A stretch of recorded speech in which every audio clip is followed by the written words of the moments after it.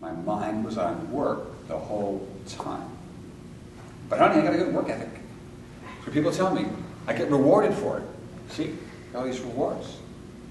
I really went off on a tangent there. I don't know where I was going with that. But I like to share that story because it's a lot about communications and relationships. By the way, here's where I was going. Tony, if you have a single source lead generator, what do they want to make sure that doesn't happen? Don't fail me. It's my reputation. I gave your name out. A friend from church gives you a lead. Doesn't go well. I'll give you one more. Maybe one more. You go 0 for 3. They're going to refer you anymore. They're going to see you in the hallway and kind of do this. You know? They're not going to make eye contact with you. You're really disappointed them. Their name is now attached to you. So when we say we want referrals, and we're getting referrals that are not urgent, then sometimes we take the blame for that. That's why Tom, one of the agents I coach right now, he is 100% selling his builder relationship. Again, he didn't list the subdivision. He's not even listing spec homes in there. He's not even bringing buyers. The builder says, you're my guy. I'm going to send you. And he has to filter out who are the unmotivated. And he chooses not to take those. And he lets the builder understand that $500,000 is the right figure for their house. It's 4 to 40. We agreed they can't move. Now the builder trusts Tom enough to know that he's going to tell them the right price, because the last thing the builder wants is false hope as well. So, any questions or comments? Are you with me? I said, is anybody with me? Yes. We all have a hearing problem, but I do speak fast. So, Zillow and Tiger, kind of wrap this up here, are these single source lead generators? No. It's a site sending the leads, but is it a person of influence sending the leads? No person of influence behind there going, Jim, here's another lead. Right? Urgency, we're getting a lot of internet leads that are urgent. Okay. So we're saying these are potentially low yield. Why are we still doing them? Why are we still doing them if they're low yield? We like tomatoes. Some feedback. Honestly, feedback. If they're low yield, why are we doing them? Because it's passive. Because there's the, what's that? It's passive. It doesn't require a lot of investment of your time and energy. Well, we come in and say, this is what you do. It's what you do. It's passive. It's easy to do. Sign up here. That is one of the biggest problems. If it's easy to do, the threshold, especially in real estate, getting into it, at least in Missouri, because some states you've got to have much higher education to become a realtor. Here, I mean, I passed the test. You had to go with the state test, but the broker had one more, and he had a mirror on a table. You had to lean over. If you could fog it up, and then when he shook your hand, he kind of shook it weird because he was feeling for a pulse. As long as you had a pulse and you could fog up the mirror, you could sell seats. Okay? Yes. So there was. So we do it because it's easy to do, and it's what we were taught to do. How do you feel about it right now? When you walk out today, which way are you leaning toward? What are you leaning toward at this point? Can you evaluate anything in your mind's eye you do right now that might be low yield? Everything? Tom, did you going to say something? I thought you had your hand up when I was asking the question about what people are. I was just going to say, I think that doing something makes us feel better about our business and doing nothing. So sometimes, we pick things, as Jim just said, it's activity, so we can feel like we're moving ourselves forward, but it's not necessarily productive activity. on my whiteboard, it says just what Tom's been in my house. I got like 3 whiteboards in my office, and because when I have a thought, I want to write it down right away. So because I want to see the thought on the whiteboard. And the one of them is, am I being busy today or productive?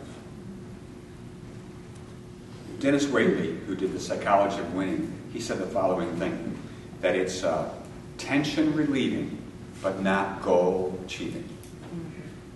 And a lot of salespeople do. Tension relieving, but not goal achieving. It's busy, honey, I'm busy, but I'm not productive.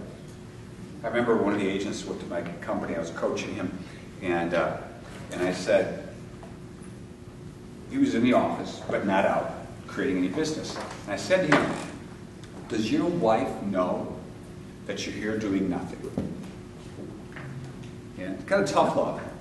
And he said, she thinks I'm out lead generating. He borrowed $30,000 from his father to quit his other job to make it real estate. I remember I met with him at a restaurant, Kelsey or something like that, and he told me what his business plan is and what his commitment was. Well, his financial commitment was there, but his personal commitment wasn't. And he is now selling advertising for the Business Journal and doing much better because he's the business is coming to him. Because that's what if you're at the Business Journal and you're a salesperson there, somebody comes to you. Okay? So what we want? Don't we want business to come to us? Sure. I'd rather have business come to me than I have to chase it. It's potentially one relationship away. But this is a specialized presentation. My hope today is you don't go out with your brand new card and say, hey, divorce attorney, hey, estate planner, hey, financial planner, hey, teacher, right? There's a special way to approach this because we need it to appear that is your specialty, that I only work with trust attorneys. And the presentation is specialized. Even your business card is specialized. Because right now our business card says basically generic. You want a lead you can send me? You tell a friend, you got a lead? So send me anything you got. What do you want from divorce attorney? Any lead or divorce leads? What do you want from estate planners? What do you want from the builders? If I'm going to call upon builders, my card is going to say something. My bio is going to say something about how I serve builders. Not how I work with every family. Because what they want to know, are you a specialist in this area? Now, you may not be a specialist today, but you can become one. Okay? But it's got some marketing pieces.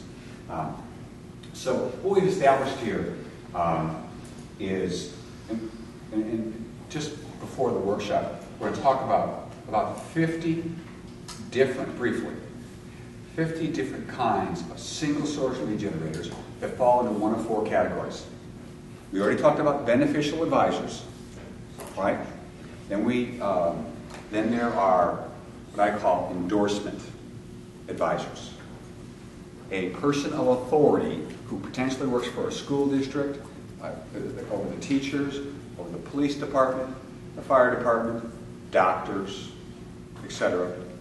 And a person of influence that people might go to. And it's called endorsement advisor. So we have endorsement advisor. We talked about situational advisor. That is the best. Situational advisors have urgent referred business.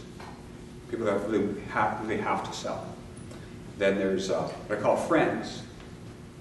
A friend advisor. We're going to see the friend advisor of the 4 actually is the lowest quality lead because some of their leads are, I don't have to move. But we're going to talk about today how to actually meet with a friend and show them kind of a specialty they can do.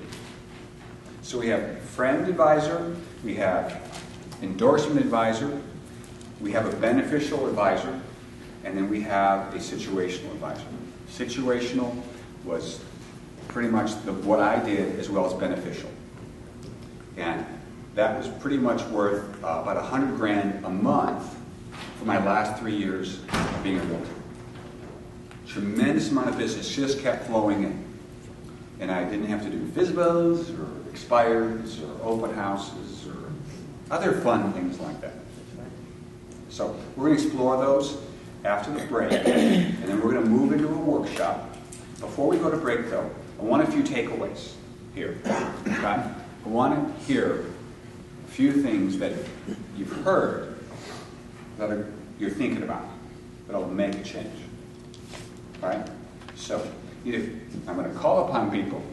All right? So we're going to look for what your thoughts are. Julie, is that right? So you're new in age, a new agent. I'm really, really new, but I just got a divorce. I just had to sell my house, and that is huge. Mm-hmm. I have friends in the same situation.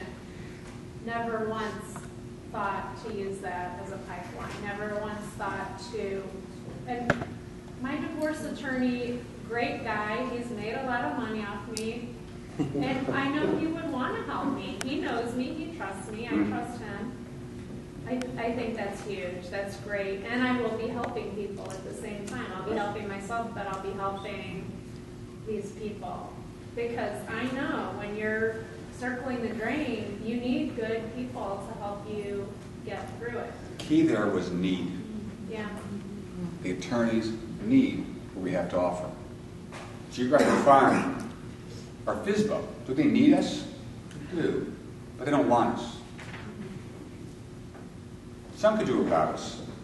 But the need is everything. We want to answer a need. Thank you, Julie, very much. Bob, you have a thought here that you could share? Well, yeah, I mean, this is something you and I have discussed in the past, and I was just given the name, or 3 names actually, of retirement home administrators. Mm-hmm. That definitely I think is going to be a good source. The thing about Julie and Bob is they only need one line. I think 3 marketing directors or contacts at the retirement home. That's all Bob may need for his career. No more open houses, if you want.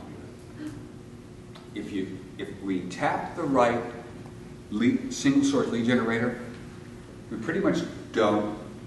You could do all the conventional types as long as they're high yield. You could figure a way to do geographic farming where it's high yield. Some people have figured it out. A lot of people haven't. Kimberly has figured out, because I know her well, and I know her systems, internet, and if you want to learn it, she could teach the course on that. So, Peter, you're in a different business. You're in the mortgage business. You're Mr. Rooster, right? He's got a website. What's it called? Rooster Review. Rooster Review. Takeaway. Then we're going to take a break, okay? Anything that you can share right now from the mortgage side of the industry? Well, what we do, we have a mortgage company. We also have a marketing company for real estate agents and the clients to go in there and kind of look at listings and kind of get a bipartisan view of listings instead of going... Well, let me rephrase the question if I could. And that is, takeaway from today, not what you do. Okay. Takeaway from today that regarding, because you also have salespeople. Mm-hmm. A takeaway regarding single source lead generation. Because what I'm hoping is, because I've already talked with Steve Morgan about this, and that is to follow up with the realtors here and serve them in the capacity to helping them achieve a single source lead generation program. Steve's now been to 16 or so of my events. So he knows the stuff. And what his commitment after here is to be able to meet with agents to help them move this along. So Peter, we'll go back to the question then. And that is about single source lead generation, specifically was there a takeaway that an application that lenders can do to increase the yield. Not how you serve agents, but how loan officers can increase their yield.